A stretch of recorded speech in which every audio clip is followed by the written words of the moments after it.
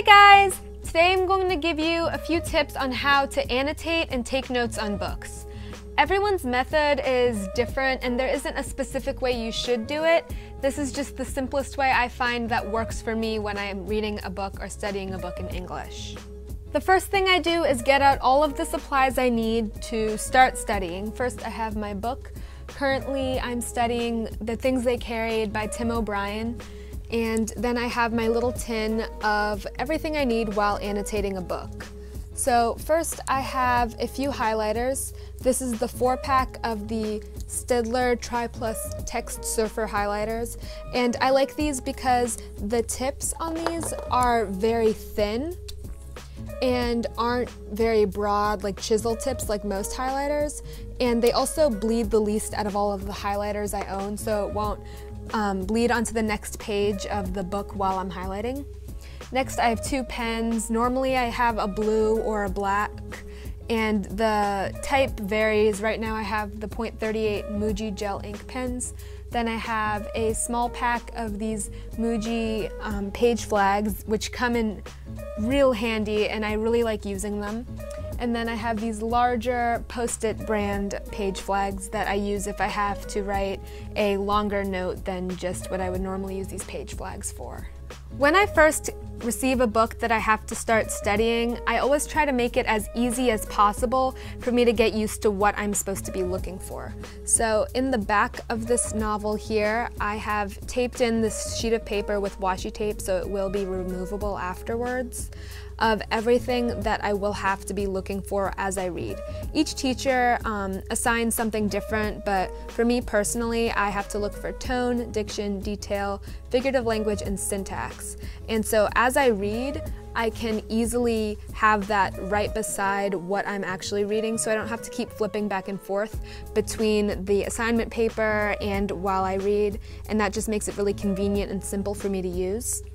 And then next to each of these categories, I have a 1 or 2 letter code for what I'm supposed to be looking for. And so this reduces how much I'm supposed to be writing in the book.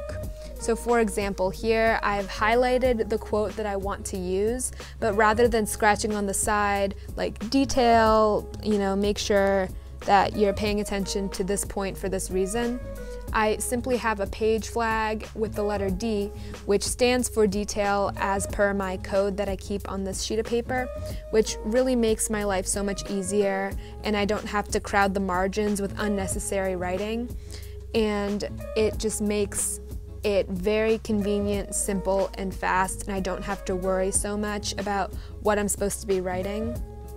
And then whenever I use like asterisks, meaning that I actually use that quote in an assignment, so if I have to do like an essay or paper later on, I can see which ones I've already analyzed, and it cuts back on the amount of searching and looking back into what I've actually already used and what I haven't.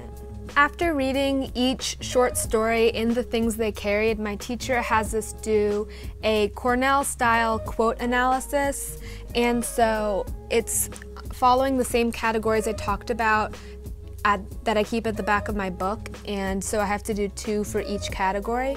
And so what I do is that I write the quote on this half of the paper, and on the right half of the paper I do a short 2 to 3 sentence analysis on how it contributes to the literary meaning of the work.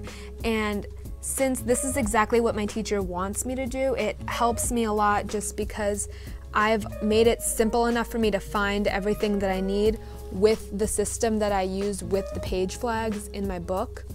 And so rather than finishing the story and having to go back and find quotes that fit each category, I've cut down on the amount of time that I spend doing that, and that makes my assignment go much more smoothly, and I end up having more examples than what I actually need for each assignment, so I'm able to pick and choose the best quotes rather than just, oh, I finally found one that has proper diction that I wanted to analyze, instead of having 3 or 4 examples and I can pick from that. So when you're annotating and highlighting as you read, rather than after you finish reading, it saves a lot of time for me personally, and I've been able to finish reading and studying and annotating books much quicker because of that.